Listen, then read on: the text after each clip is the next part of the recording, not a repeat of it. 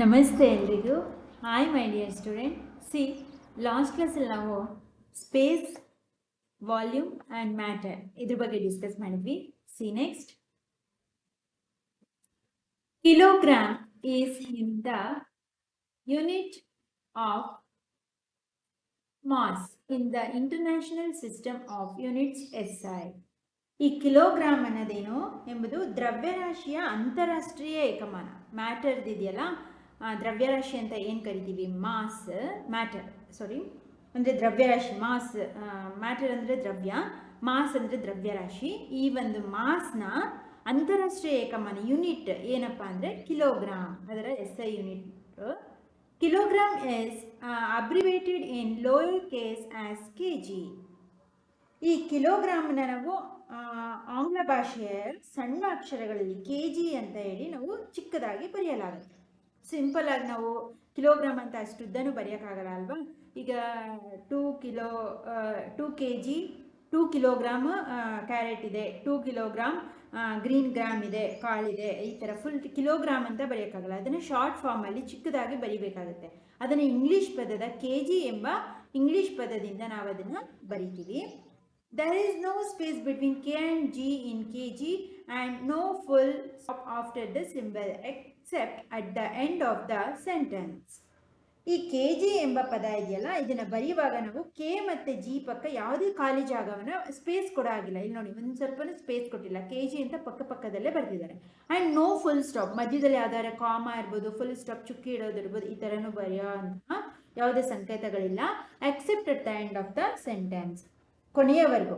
ನೀನು ಇದನ್ನು kg ಅಂತಲೇ ಆ ಸಂಖ್ಯೆ ವಾಕ್ಯದ ಕೊನೆಯ ಹೊರತುಪಡಿಸಿ ಪೂರ್ಣ ವಿರಾಮ ಹಾಕಬಹುದು. ಬೇಕಾದ್ರೆ kg ಅಂತ ಬರೆದು ಆಮೇಲೆ ಫುಲ್ ಸ್ಟಾಪ್ನ ಇಡ್ಬೋದು. ಅಲ್ಲಿವರೆಗೂ ಕೊನೆಯವರೆಗೂ ಇದಕ್ಕೆ ಮಧ್ಯದಲ್ಲಾಗಲಿ ಎಲ್ಲೂ ನಾವೇನು ಬರೆಯೋ ಆಗಿಲ್ಲ. While writing the mass always leave a space between the number, numerical value and the unit.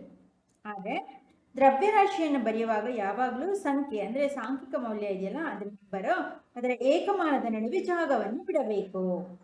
ಯಾವುದಾದ್ರು ಈ ದ್ರವ್ಯರಾಶಿ 7 kg ಅಥವಾ 2 kg ಆ ಥರ ಇರುತ್ತೆ. ಇದ್ರ ಪಕ್ಕಕ್ಕೆ kg ಅಂತ ಬರೆಯಲ್ಲ, ಇದು ಸ್ವಲ್ಪ ಸ್ಪೇಸ್ ಬಿಟ್ಟು ಇಲ್ಲಿ kg ಈ ಥರ ಚುಕ್ಕಿ ಇಡಂಗಿಲ್ಲ. ಚುಕ್ಕಿ ಬಂತು, ಬಟ್ ಇಲ್ಲಿ ಸ್ವಲ್ಪ ಜಾಗ, ಇಲ್ಲಿ ಖಾಲಿ ಜಾಗವನ್ನು, ಇಲ್ಲಿ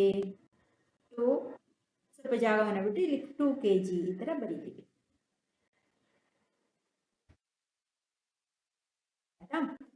For example, if we have mass of 7 kilograms, it would be written as 7 kg. Space ಬಿಟ್ಟಿದ್ದಾರೆ, ಒಂದೇ ಒಂದು ಸ್ಪೇಸ್ನಲ್ಲಿ ಕೊಟ್ಟಿದ್ದಾರೆ.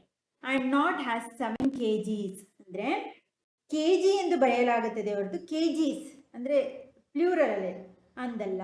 ಅಂದರೆ ಎಸ್ ಅನ್ನ ಸೇರಿಸಲಾಗಲ್ಲ. ಅರ್ಥ ಆಯ್ತಾ? ಎಸ್ ಅನ್ನ ಯಾವುದೇ ರೀತಿ ಸೇರಿಸಲ್ಲ, ಬರೀ kg 7 kg ಅಂತಲೇ ಬರೀತೀವಿ. Similarly, liter is abbreviated as capital L and milliliter as ml. ಅದೇ ರೀತಿ ಲೀಟರ್ ಮತ್ತು ಮಿಲಿಲೀಟರ್ನ ಹೇಗೆ ಬರಿತೀವಿ ಅಂದರೆ, ಲೀಟರ್ನ ಕ್ಯಾಪಿಟಲ್ LL ಬರಿತೀವಿ, ಮಿಲಿಲೀಟರ್ನ ಸ್ಮಾಲ್ m ಕ್ಯಾಪಿಟಲ್ LL ಬರಿತೀವಿ. There is no space between m and L. ಇಲ್ಲೂ ಅಷ್ಟೇ, ಮಿಲಿಲೀಟರ್ ಮಧ್ಯೆ ಯಾವುದೇ ರೀತಿ ಸ್ಪೇಸ್, ಜಾಗವನ್ನು ಮಧ್ಯದಲ್ಲಿ ಬಿಡೋ ಆಗಿಲ್ಲ. For example, if you have 500 milliliters of water, it would be written as 500 ml. ಈಗ ಉದಾಹರಣೆಗೆ ನಾವು 500 milliliter ಆಫ್ ವಾಟರ್ ಇದೆ, 500 ml ಆಫ್ ವಾಟರ್ ಇದೆ ಅಂದರೆ ಅದನ್ನು ಯಾವ ಥರ ಬರಿತೀವಿ, ಇಲ್ಲಿ ನೋಡಿ ಬರೆದಿದ್ದಾರೆ 500 ml. m ಬೇರೆ ಸಪ್ರೇಟ್, L ಬೇರೆ ಬರೆಯೋ ಆಗಿಲ್ಲ. m will be in lower case and L will be in upper case. ಎಮ್ನ ಲೋಯರ್ ಕೇಸಲ್ಲಿ ಅಂದರೆ ಸಣ್ಣ ಅಕ್ಷರದಲ್ಲಿ, ಆಂಗ್ಲ ಭಾಷೆಯ ಸ್ಮಾಲ್ ಲೆಟರ್ಸ್ ಅಂತ ಏನು ಕರಿತೀವಿ, ಎಮ್ಮು, ಸ್ಮಾಲ್ ಲೆಟರ್ ಎಮ್ ಅಲ್ಲಿ ಮಿಲಿ ಅನ್ನೋದನ್ನ ಬರಿತೀವಿ. ಲೀಟರ್ ಎಂಬುದನ್ನು ಆಂಗ್ಲ ಭಾಷೆಯ ಆಲ್ಫಾಬೆಟ್ಸ್ ಅಲ್ಲಿ, ಆಂಗ್ಲ ಭಾಷೆಯ ಕ್ಯಾಪಿಟಲ್ ಲೆಟರ್ಸ್ ಅಂತ ಏನು ಕರಿತೀವಿ, ಆ ಕ್ಯಾಪಿಟಲ್ L ಅನ್ನ ಬರೆಯಲಾಗುತ್ತೆ. ದೊಡ್ಡ ಅಕ್ಷರದ ಆಂಗ್ಲ ಭಾಷೆಯ ದೊಡ್ಡ ಅಕ್ಷರದಲ್ಲಿ ಲೀಟರ್ನ ಬರೆಯಲಾಗುತ್ತದೆ. ಆಂಗ್ಲ ಭಾಷೆಯ ಸ್ಮಾಲ್ ಲೆಟರ್ ಅಲ್ಲಿ ಚಿಕ್ಕ ಅಕ್ಷರದಲ್ಲಿ ಎಮ್ ಅನ್ನ ಬರೆಯಲಾಗುತ್ತದೆ. The SI unit for volume is cubic meter, abbreviated as m cube. ಅದೇ ರೀತಿ ಕ್ಯೂಬಿಕ್ ಮೀಟರ್ನ ವಾಲ್ಯೂಮ್ದು ಪರಿಮಾಣವನ್ನು ನಾವು SI ಯೂನಿಟಲ್ಲಿ ಬರೆಯೋದಾದರೆ ಅದನ್ನು ಯಾವ ರೀತಿ ಬರೆಸ್ತೀವಿ ಅಂದರೆ, m ರ ಘಾತ 3 ಕ್ಯೂಬಿಕ್ ಮೀಟರ್. ಕ್ಯೂಬ್ ಅಂದರೆ 3 ಅಂತೇಳಿ, ಮೀಟರ್ ಅಂದರೆ ಎಮ್, ಕ್ಯೂಬಿಕ್ ಮೀಟರ್ ಅಂತೇಳಿ ಪರಿಮಾಣದ ಎಸ್ ಐ, ಕ್ಯೂಬಿಕ್ ಮೀಟರನ್ನು ಎಸ್ ಐ ಮಾನ, ಅರ್ಥ ಆಗ್ತಿದೆಯಾ? ವಾಲ್ಯೂಮ್, ಪರಿಮಾಣದ ಎಸ್ ಐ ಯೂನಿಟ್ನ ಯಾವ ರೀತಿ ಬರೆಯಲಾಗುತ್ತದೆ ಅಂದರೆ ಕ್ಯೂಬಿಕ್ ಮೀಟರ್, ಎಮ್ ರಘಾತ 3 ಈ ರೀತಿ ಬರೆಯಲಾಗುತ್ತೆ. The abbreviation is written with a superscript 3 to denote cubic metre. ಅದೇ ರೀತಿ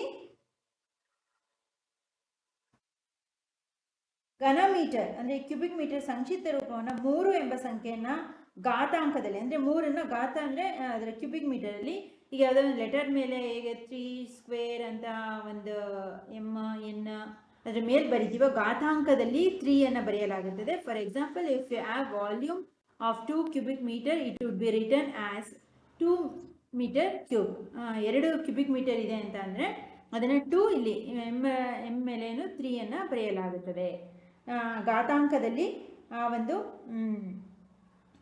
3 ಎಂಬ ಸಂಖ್ಯೆಯನ್ನು, ಲೆಟರ್ ನಂಬರ್ಸ್ ಇರುತ್ತಲ್ಲ 2 ಇರುವ 3 ಕ್ಯೂಬಿಕ್ 3 ಅನ್ನೋ ಒಂದು ಸಂಖ್ಯೆಯನ್ನು ನಾವು ಘಾತಾಂಕದಲ್ಲಿ ಬರೆಯಲಾಗುತ್ತೆ. ಉದಾಹರಣೆಗೆ 2 ಘನ ಮೀಟರ್ ಅಷ್ಟು ಪರಿಮಾಣ ಇದೆ, ವಾಲ್ಯೂಮ್ ಇದೆ ಅಂತಂದರೆ 2 ಕ್ಯೂಬಿಕ್ ಮೀಟರ್ ಅಂತ ಬರೀತಾರೆ. Always leave a space between number numerical value and the unit 1 cubic metre is equal to 1000 litre. ಅದೇ ರೀತಿ ಯಾವಾಗಲೂ ನಾವು ಸಂಖ್ಯೆಯನ್ನು ಮತ್ತು ಏಕಮಾನದ ನಡುವೆ ಖಾಲಿ ಜಾಗವನ್ನು ಬಿಡಬೇಕಾಗುತ್ತೆ. ಇಲ್ಲಿ ನೋಡಿ, 1 ಕ್ಯೂಬಿಕ್ ಮೀಟರ್ ಅದರ ಮಧ್ಯೆ ಒಂದು ಸ್ಪೇಸ್ ಬಿಟ್ಟಿದ್ದಾರೆ. ಈ ರೀತಿ ಸ್ಪೇಸಿನ ಸ್ವಲ್ಪ ಜಾಗವನ್ನು ಬಿಟ್ಟು ಅದರ 1 ಕ್ಯೂಬಿಕ್ ಮೀಟರ್ ಅಂದರೆ ಯಾವುದಕ್ಕೆ ಈಕ್ವಲ್ 1000 ಲೀಟರ್ ಇದು ಸಮ. 1 ಕ್ಯೂಬಿಕ್ ಮೀಟರ್ ಎಂಬುದು 1000 ಲೀಟರ್ಗೆ ಸಮನಾಗಿರುತ್ತದೆ. C next, is hair matter? ಗಾಳಿಯು ದ್ರವ್ಯವೇ? ಹೇರ್ ಅಂದರೆ ಈ ತಲೆ ಹೇರ್ ಅಲ್ಲ, ಗಾಳಿ, ವಾತಾವರಣದಲ್ಲಿ ಇರ್ತಕ್ಕಂಥ ಗಾಳಿಯು ಒಂದು ಮ್ಯಾಟರ್ ಅಂದರೆ ಅದೊಂದು ದ್ರವ್ಯವೇ ಅಂತ ಹೇಳಿ ಹೇಳ್ತಿದ್ದಾರೆ. Can all the materials around us be considered as different examples of matter? Discuss with your friends. ನಮ್ಮ ಸುತ್ತಲಿನ ಎಲ್ಲ ಸಾಮಗ್ರಿಗಳನ್ನು ದ್ರವ್ಯದ ವಿಭಿನ್ನ ಉದಾಹರಣೆಗಳಾಗಿ ಪರಿಗಣಿಸಬಹುದೇ? ಅಂದರೆ ನಮ್ಮ ಸುತ್ತಮುತ್ತ ಏನೇನು ವಸ್ತುಗಳಿದೆ, table, chair, vessels, pen, pencil, desk, cloth, wall, ಇವೆಲ್ಲ ಎಲ್ಲಗಳನ್ನ ಉದಾಹರಣೆಗಳಾಗಿ ನಾವು ದ್ರವ್ಯದ ಅಂದರೆ ಮ್ಯಾಟರ್ನ ಒಂದು ಉದಾಹರಣೆಯಾಗಿ ನಾವು ಪರಿಗಣಿಸಬಹುದೇ ಅಂತೇಳಿ ನಿಮ್ಮ ಫ್ರೆಂಡ್ಸ್ ಜೊತೆ ಡಿಸ್ಕಸ್ ಮಾಡಿ ಅಂತ ಹೇಳ್ತಿದ್ದಾರೆ. For example, water is matter, sand and pebbles are matter and so is the. ಉದಾಹರಣೆಗೆ ನೀವು ದ್ರವ್ಯ ನೀರು ಒಂದು ದ್ರವ್ಯ, ಮ್ಯಾಟರ್. ಮರಳು ಮತ್ತು ಬೆಣಚು ಕಲ್ಲುಗಳು ದ್ರವ್ಯ, ಮತ್ತು ಲೋಟ ಕೂಡ ದ್ರವ್ಯವೇ. ಅಲ್ಲಿ ಒಂದು ನೀರು ಅನ್ನೋದು ದ್ರವ್ಯ ಆಗಿದೆ ಅಂದರೆ ಅಲ್ಲಿರ್ತಕ್ಕಂಥ ಗ್ಲಾಸ್ ಇರ್ಬೋದು, ಅಲ್ಲಿ ಪೆಬಲ್ಸ್ ಇರ್ಬೋದು, ಕಲ್ಲುಗಳಿರ್ಬೋದು, ಅದೆಲ್ಲವೂ ಕೂಡ ದ್ರವ್ಯನ ಅಂತೇಳಿ ಕೇಳ್ತಿದ್ದಾರೆ. ದ್ರವ್ಯವೇ ಅಂತ ಎಕ್ಸಾಂಪಲ್ ಕೊಡ್ತಿದ್ದಾರೆ. ಅಂದರೆ ಅವುಗಳು ಸಹ ಮ್ಯಾಟರೇ, ನಮ್ಮ ಸುತ್ತಮುತ್ತ ಇರ್ತಾವ ವಸ್ತುಗಳು. ಬಿಕಾಸ್ ನಾವು ಆಲ್ರೆಡಿ ಕಲ್ತಿದ್ದೀವಿ ಮ್ಯಾಟರ್ ಅಂದ್ರೇನು, is occupy space, it have A volume. ಯಾವುದೇ ಒಂದು ವಸ್ತು ಸ್ಥಳವನ್ನು ಆಕ್ರಮಿಸಿಕೊಳ್ಳುತ್ತೆ, ವಾಲ್ಯೂಮನ್ನು ಹೊಂದಿರುತ್ತೆ, ತೂಕವನ್ನು ಹೊಂದಿರುತ್ತೆ, ದ್ರವ್ಯರಾಶಿಯನ್ನು, ಮಾಸನ್ನು ಹೊಂದಿರುತ್ತೆ ಅಂದರೆ ಅದು ಮ್ಯಾಟರ್ ಅಲ್ವಾ. ಈಗ ಇವೆಲ್ಲವೂ ಕಲ್ಲು ಅಂದರೆ ಅದು ಆ ಜಾಗವನ್ನು ಒಂದು ಆಕರ್ಷಿಸ್ಕೊಂಡೇ ಇರುತ್ತೆ, ಮಾಸ್ ಇದ್ದೇ ಇರುತ್ತೆ. ವಾಟರ್ಗೂ ಅಷ್ಟೇ, ಗ್ಲಾಸ್ಗೂ ಅಷ್ಟೇ ಅಲ್ವಾ. Materials are types of matters used in the creation or making of object. ಸಾಮಗ್ರಿಗಳೇನು ದ್ರವ್ಯದ ವಿಧಗಳಾಗಿದ್ದು ಅವುಗಳನ್ನು ವಸ್ತುಗಳ ತಯಾರಿಕೆಯಲ್ಲಿ ಬಳಸಲಾಗುತ್ತದೆ.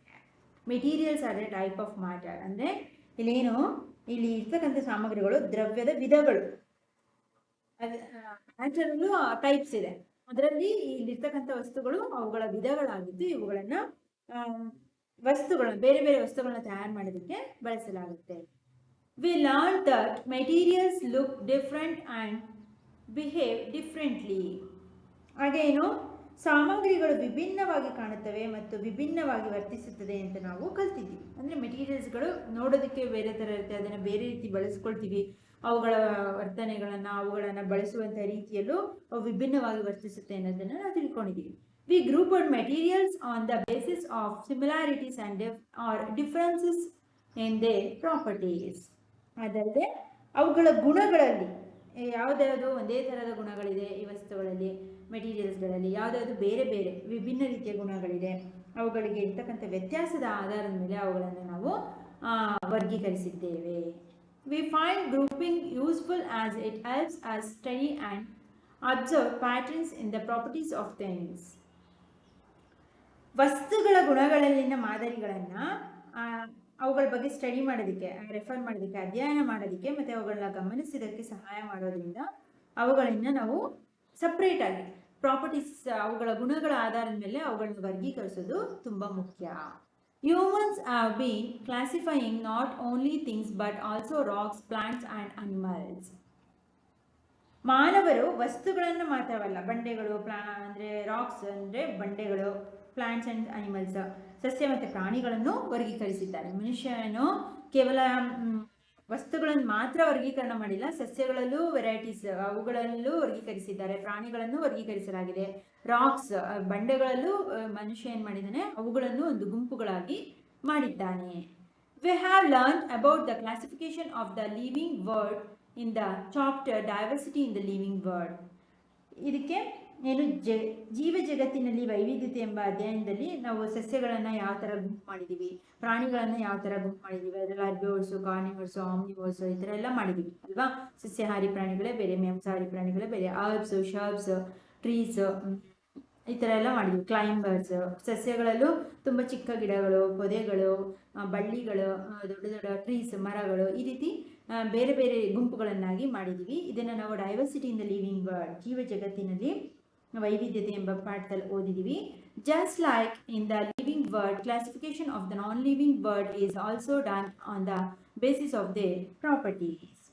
ಹಾಗೆ ಜೀವಿಗಳು ವರ್ಗೀಕರಿಸಿದಂತೆ ನಿರ್ಜೀವಿಗಳ ವರ್ಗೀಕರಣವನ್ನು ಸಹ ನಾವು ಅವುಗಳ ಗುಣಗಳ ಆಧಾರದ ಮೇಲೆ ಅವುಗಳನ್ನ ಏನಾಗುತ್ತೆ, ಅವುಗಳನ್ನ ವರ್ಗೀಕರಣ ಮಾಡಲಾಗುತ್ತದೆ. ಬರೀ ನಾವು ಜೀವ ಇರ್ತಕ್ಕಂಥ ವಸ್ತುಗಳನ್ನು ಮಾತ್ರ ನಾವು ಗ್ರೂಪ್ಸ್ ಮಾಡಿಲ್ಲ, ಯಾವುದು ಜೀವ ಇಲ್ಲದ ನಿರ್ಜೀವಿಗಳು ಅಂದರೆ ಈಗ ಬುಕ್ಸು, ಪೆನ್ನು, ಅವಕ್ಕೆಲ್ಲ ಜೀವ ಇಲ್ಲ. ವಾಟರ್, ನೀರು, ಮತ್ತು ಸ್ಯಾಂಡ್, ಸ್ಟೋನು, ಇವಕ್ಕೆಲ್ಲ ಅವುಗಳನ್ನು ನಾವು ವರ್ಗೀಕರಣ ಅಂದರೆ ಅವುಗಳ ಪ್ರಾಪರ್ಟೀಸ್ ಮೇಲೆ, ಅವುಗಳ ಗುಣಗಳಿಗೆ ಆಧಾರದ ಮೇಲೆ ಏನು ಮಾಡ್ತೀವಿ ನಾವು, ಅವುಗಳನ್ನು ಸಹ ನಾವು ವರ್ಗೀಕರಣ ಮಾಡಲಾಗುತ್ತದೆ. Non living things. Think it over. Can you think about what changes the invention of plastic brought to humans it is boon or a bane? ಪ್ಲಾಸ್ಟಿಕ್ನ ಆವಿಷ್ಕಾರವು ಮನುಷ್ಯರಿಗೆ ಯಾವ ರೀತಿಯ ಬದಲಾವಣೆಯನ್ನು ತಂದಿತು ಮತ್ತೆ ಎಂಬುದರ ಬಗ್ಗೆ ಯೋಚಿಸಬಹುದೇ? ಮತ್ತು ಅದು ವರನ ಶಾಪನ? ಪ್ಲಾಸ್ಟಿಕ್ ಅನ್ನೋದು ಇತ್ತೀಚಿನ ದಿನಗಳಲ್ಲಿ ಎಲ್ಲ ಕಡೆ ಬಳಸ್ತಿದ್ದೀವಿ. ಇದರಿಂದ ಮನುಷ್ಯನೇ ಕಂಡುಹಿಡಿದಿರ್ತಕ್ಕಂತಹ ವಸ್ತು ಇದು ಪ್ಲಾಸ್ಟಿಕ್ ಅನ್ನೋದು. ಇದರಿಂದ ಎಷ್ಟು ಉಪಯೋಗ ಆಗಿದೆ ಮನುಷ್ಯನಿಗೆ? ಇದು ಒಂದು ವರನೋ ಅಥವಾ ಶಾಪನೋ? ಇದರ ಆವಿಷ್ಕಾರದಿಂದ, ಪ್ಲಾಸ್ಟಿಕ್ನ ತಯಾರು ಮಾಡಿದ್ರಿಂದ ಎಷ್ಟು ನಮಗೆ ಉಪಯೋಗ ಮತ್ತು ಅನುಪಯೋಗ, ಅದರಿಂದ ನಮಗೆ ತೊಂದರೆ ಆಗ್ತಿದೆಯೋ ಅಥವಾ ಉಪಯೋಗ ಆಗ್ತಿದೆಯೋ ಅನ್ನೋದ್ರ ಬಗ್ಗೆ ತಿಳ್ಕೊಳ್ಳೋಣ ಅಂತ ಕೇಳ್ತಿದ್ದಾರೆ. We have explored and understood the various properties of materials. ನಾವು ಸಾಮಗ್ರಿಗಳ ವಿವಿಧ ಗುಣಗಳ ಬಗ್ಗೆ ವಿಶ್ಲೇಷಿಸುತ್ತೇವೆ ಮತ್ತು ಅರ್ಥ ಮಾಡಿಕೊಂಡಿದ್ದೇವೆ. Yes but most of the materials that we see today would have also existed earlier. I am curious to know how people classified them then. ಹೌದು, ಆದರೆ ಇಂದು ನಾವು ನೋಡುವಂಥ ಹೆಚ್ಚಿನ ಸಾಮಗ್ರಿಗಳು ಮೊದಲೇ ಅಸ್ತಿತ್ವದಲ್ಲಿದ್ದವು. ಆಗ ಜನರು ಅವುಗಳನ್ನು ಹೇಗೆ ವರ್ಗೀಕರಿಸ್ತಿದ್ರು ಅಂತ ತಿಳ್ಕೊಳ್ಳುವಂಥ ಕುತೂಹಲ ಜಾಸ್ತಿ ಆಗಿದೆ ಅಂತೇಳಿ ಹೇಳ್ತಿದ್ದಾನೆ.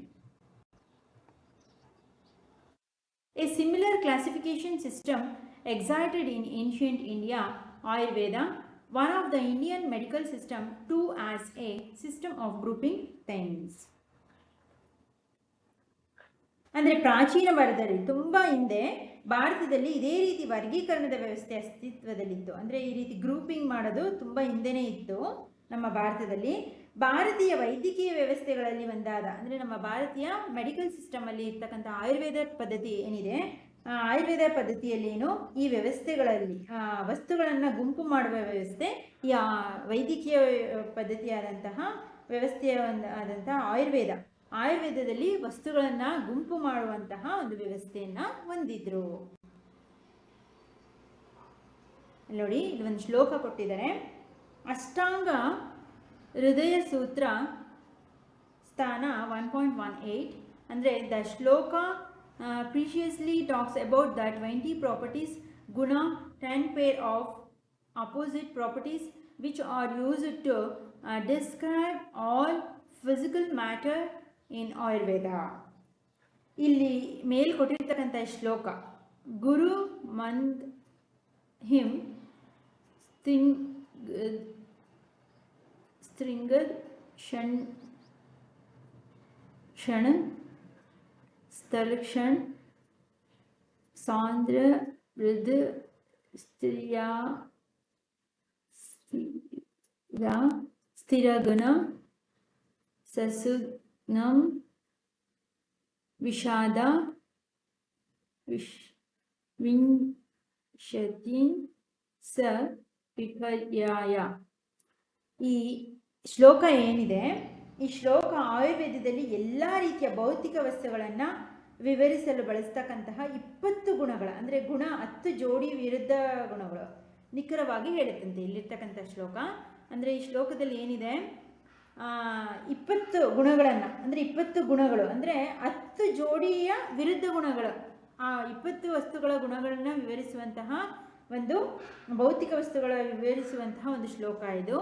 These properties can also be used to describe all living system, plants, animals and humans, the environment and also food. ಇಲ್ಲೇನು ಈ ಗುಣಗಳನ್ನು ಎಲ್ಲ ಜೀವ ವ್ಯವಸ್ಥೆಗಳನ್ನು, ಅಂದರೆ ಸಸ್ಯಗಳಿರ್ಬೋದು, ಪ್ರಾಣಿಗಳಿರ್ಬೋದು, ಮನುಷ್ಯರಿರ್ಬೋದು, ಪರಿಸರ ಮತ್ತು ಆಹಾರವನ್ನು ಸಹ ಇಲ್ಲಿ ವಿವರಿಸಲು ಬಳಸ್ಬೋದು. ಈ ಒಂದು ಇದನ್ನು ಪ್ರಾಪರ್ಟೀಸ್ನ ಅಂತ ಹೇಳ್ತಿದ್ದಾರೆ. ದೀಸ್ ಪ್ರಾಪರ್ಟೀಸ್ ಆರ್ ಯಾವುದದು 10 ಗುಣ ನೋಡೋಣ. ಫಸ್ಟ್ ಒನ್ ಕೊಟ್ಟಿದ್ದಾರೆ, ಗುರು ಅಂದರೆ ಹೆವಿ, ಭಾರ. ಅದಕ್ಕೆ ಆಪೋಸಿಟ್ ಏನು, ಲಾಹು ಅಂದರೆ ಲೈಟ್ ಇನ್ ವೆಯ್ಟ್, ಅಂದರೆ ಭಾರವಾದದ್ದು, ಲಘುವಾದದ್ದು, ತೂಕದಲ್ಲಿ ಅಗ್ರವಾಗಿರೋದು. ಮಂದ ಅಂದರೆ ಸ್ಲೋ, ಮಂದವಾಗಿರೋದು, ಸ್ಲೋ. ತೀಕ್ಷ್ಣ, ತ್ವರಿತ, ಕ್ವಿಕ್ ಅಂದರೆ ಫಾಸ್ಟ್. ಹಿಮ, ಕೋಲ್ಡ್. ಹಾಟ್, ಉಷ್ಣ, ಆಪೋಸಿಟ್ ವರ್ಡ್ಸ್. ಹಾಗೆ ಸ್ನಿಗ್ಧ, ಬೆಣ್ಣೆಯಂತಹ. ವೃಕ್ಷ, ಡ್ರೈ. ಹಾಗೆ ಶ್ಲಾಕ್ಷಣ, ಸ್ಮೂತ್, ರಫ್, ಖಾರ. ಸಾಂದ್ರ, ಸಾಂದ್ರ ಅಂದರೆ ಸಾಲಿಡ್, ಘನವಸ್ತು. ಲಿಕ್ವಿಡ್, ದ್ರವ. ಮೃದು, ಮೃದು ಅಂದರೆ ಸಾಫ್ಟ್, ತುಂಬ ಸಾಫ್ಟ್ ಆಗಿರೋದು. ಹಾರ್ಡ್ ಅಂದರೆ ಗಟ್ಟಿ, ಕಠಿಣ. ಸ್ಥಿರ, ಸ್ಟೇಬಲ್, ಒಂದೇ ಕಡೆ ಇರುವಂಥದ್ದು. ಕಾಲ, ಮೂವಿಂಗ್, ಅನ್ಸ್ಟೇಬಲ್, ಚಲಿಸುವಂಥದ್ದು. ಸೂಕ್ಷ್ಮ, ಸಬ್ಟಲ್, ಸ್ಮಾಲ್. ಬಿಗ್, ಗ್ರಾಸ್, ಸ್ಥೂಲ. ಹಾಗೆ ವಿಷಾದ, ನಾನ್ ಸ್ಲಿಮಿ, ಇದು ಪಿಚಿಲ, ತೆಳ್ಳಗೆ. ಈ ರೀತಿ 10 ಗುಣಗಳನ್ನು ಇಲ್ಲಿ ಕೊಟ್ಟಿದ್ದಾರೆ, ಯಾವ್ದಾವ್ದು ಬಳಸ್ತಿದ್ರು ವಸ್ತುಗಳ ಆಧಾರದ ಮೇಲೆ ಅಂತೇಳಿ. ಇದನ್ನೆಲ್ಲದಕ್ಕೂ ನಾವು ಬಳಸ್ಕೊಳ್ಬೋದು. ಇದಿಷ್ಟು ಈ ಒಂದು ಲೆಸನ್ನ ಕಂಪ್ಲೀಟ್ ಎಕ್ಸ್ಪ್ಲನೇಷನು. ಏನಾದರೂ ಡೌಟ್ಸ್ ಇತ್ತು, ಅರ್ಥ ಆಗಿಲ್ಲ ಅಂದರೆ ಅದನ್ನು ಕಮೆಂಟಲ್ಲಿ ತಿಳಿಸಿ. ಆದಷ್ಟು ಈ ವಿಡಿಯೋನ ನಿಮ್ಮೆಲ್ಲ ಫ್ರೆಂಡ್ಸ್ಗಳಿಗೂ ಶೇರ್ ಮಾಡಿ ಆ್ಯಂಡ್ ಸಬ್ಸ್ಕ್ರೈಬ್ ಮಾಡ್ಕೊಳ್ಳೋಕೆ ಹೇಳಿ. ಬಿಕಾಸ್ ಅವರು ಕನ್ನಡ ಮೀಡಿಯಮಲ್ಲಿ, ಇಂಗ್ಲೀಷ್ ಮೀಡಿಯಮಲ್ಲಿ ಅವರು ಒಂದ್ಸಲ ಆಡಿಯೋನ ಕೇಳಿದ್ರೆ ಕನ್ನಡದಲ್ಲಿ ಅವ್ರಿಗೆ ಈಸಿಯಾಗಿ ಸೈನ್ಸ್ ಅರ್ಥ ಆಗುತ್ತೆ, ಟಫ್ ಅನ್ಸಲ್ಲ. ಆ್ಯಂಡ್ ಸಬ್ಸ್ಕ್ರೈಬ್ ಮಾಡಿಕೊಂಡ್ರೆ ಸರ್ಚ್ ಮಾಡೋ ಅವಶ್ಯಕತೆ ಇಲ್ಲ. ಆ್ಯಂಡ್ ಡೈಲಿ ಆಗ್ತಕ್ಕಂಥ ಕ್ಲಾಸ್ದು ನೋಟಿಫಿಕೇಷನ್ ಬರುತ್ತೆ. ಹಾಗಾಗಿ ಆ್ಯಂಡ್ 2-3 ಟೈಮ್ ಆಡಿಯೋನ ಕೇಳಿ, ಆಗ ಈಸಿ ಅನಿಸುತ್ತೆ ನಿಮಗೆ ಸೈನ್ಸು. ನೀವೇ ಆನ್ಸರ್ ಮಾಡೋದಕ್ಕೆ ಟ್ರೈ ಮಾಡ್ಬೋದು. ನಾನು ಕೊಡ್ತಕ್ಕಂಥ ಹೋಮ್ವರ್ಕ್ ಕ್ವಶನ್ಸ್ಗೆ ನೀವೇ ಆನ್ಸರ್ ಮಾಡೋಕ್ಕೆ ಟ್ರೈ ಮಾಡಿ. ಗೊತ್ತಾಗಲಿಲ್ಲ ಅಂದರೆ ಕಮೆಂಟ್ ಮಾಡಿ, ಓಕೆನಾ? ಓಕೆ, ಇವತ್ತಿನ ಹೋಮ್ವರ್ಕ್ ಕ್ವಶನ್ಸ್ ತೊಗೊಳ್ಳಿ. Right the SI unit of kilogram and right the SI unit of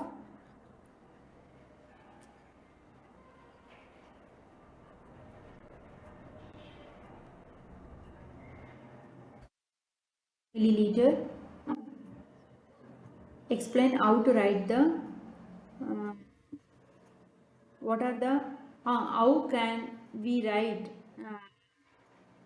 how kilogram.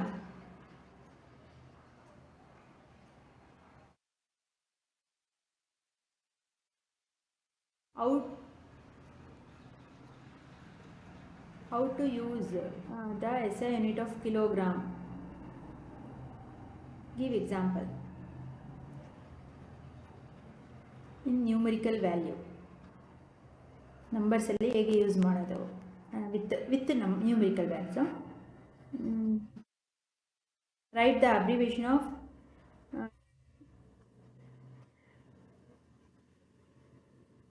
liter and milliliter. Write the SI unit of cubic meter. SI unit in cubic meter and give example. How to write the cubic meter. Give example. And idu ashtane. Write the SI unit of kilogram. How to write the kilogram in. Give example.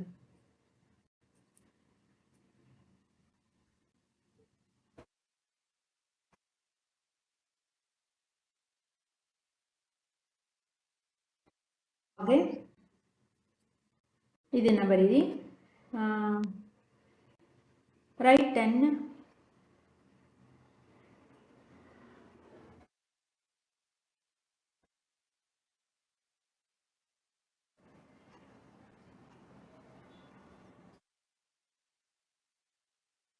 20 properties, 10 gunas, pairs of opposite properties. ಇದನ್ನೇ ಬರೀರಿ.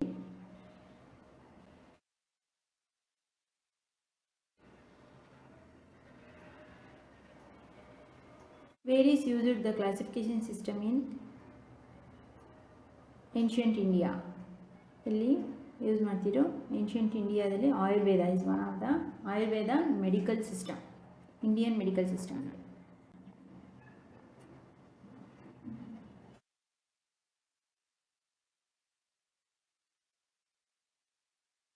Classification system ಅಥವಾ where is using the grouping system of grouping in India ಅದಕ್ಕೆ ಹೇಳಿದ್ರು medical system ಬರೀ. ಇದಿಷ್ಟು ಇವತ್ತಿನ homework questions. Okay my dear student, play ಲಿಸ್ಟ್ನ check ಮಾಡಿ. ಒಂದು ಲೆಸನ್ ಕಂಪ್ಲೀಟ್ ಎಕ್ಸ್ಪ್ಲನೇಷನ್ ಇರುತ್ತೆ ಆ್ಯಂಡ್ LBA ನೋಟ್ಸು ನೆಕ್ಸ್ಟ್ ಕ್ಲಾಸಲ್ಲಿ ನಾನು ಕೊಡ್ತೀನಿ. ಲೆಸನ್ ಕಂಪ್ಲೀಟ್ ಎಕ್ಸ್ಪ್ಲನೇಷನ್ ಆಗಿದೆ. ಈ ಕೀ ಪಾಯಿಂಟ್ನ ಒಂದ್ಸಲ ಓದ್ಕೊಳ್ಳಿ. ನೆಕ್ಸ್ಟ್ ಹಾಗೆ ಈ ಲೆಸನ್ ಮುಗಿದ ತಕ್ಷಣ ಈ ಸಮ್ಮರಿ ಏನಿರುತ್ತೆ ಪಾಯಿಂಟ್ಸ್ನ ಕೊಟ್ಟಿರ್ತಾರೆ. Every student should be read 1 or 2.